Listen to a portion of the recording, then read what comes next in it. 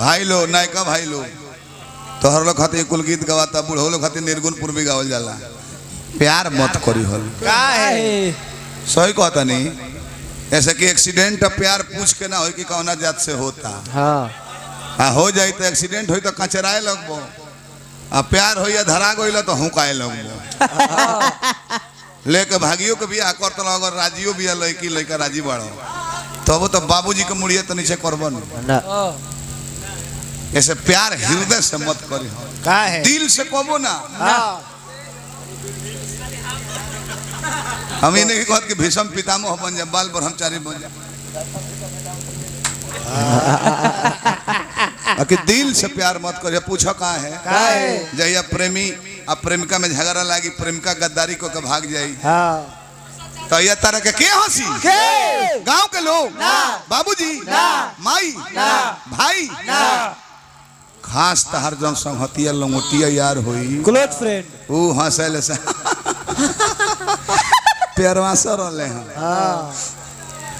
छोला खाता ले वही जा हमरा कर तकबो ना करे चटनी से चट चट के ओकरा मुंह में ही खियाई है इनका मुंह में वो खियाई छोड़ के भागल बिया चौथा मुंह कइले बड़े ना दी बोले मोबाइल नंबर दिवा दे रहे तो हम डंटी के ना फोन कर दो जा आप चाट चाटो घूम घूम के हां जा मुठ मारो मदारा बोलिए निर्मत कहल अंतिम पद गीत कि सुना हो सतावा जानी यार यूरोपीन के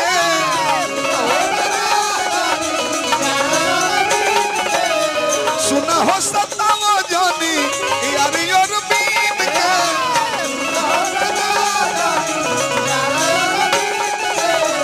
हाली हाली चुमा दाना उठवा कगिन के हाली हाली चुमे दोना उठवा गलीन के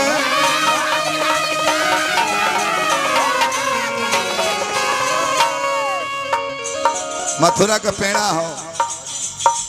जे नहीं खे खैले वो हरता आज खाई वो पछताई। शादी ब्याह के पहले लेकर कैसन होई हीरोइन होई कितना सुंदर होई अब बियाह के एक डेढ़ महीना बाद लागो तो लोग कहे कि जा तनी छत पर सूते बड़ी मच्छर काटा तार सन नीचे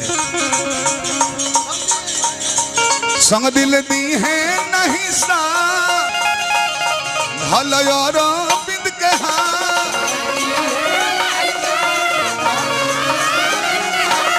संग दिल दी है नहीं साथ ढल यार बिंद के हाथ बन बिहार करे के नैनाचार करे के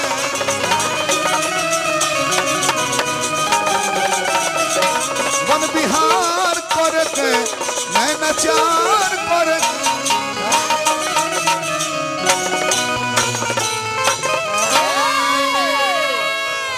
2 बजे हो गइल बा कल फिर हनुमान जी के पूजा बनवे जा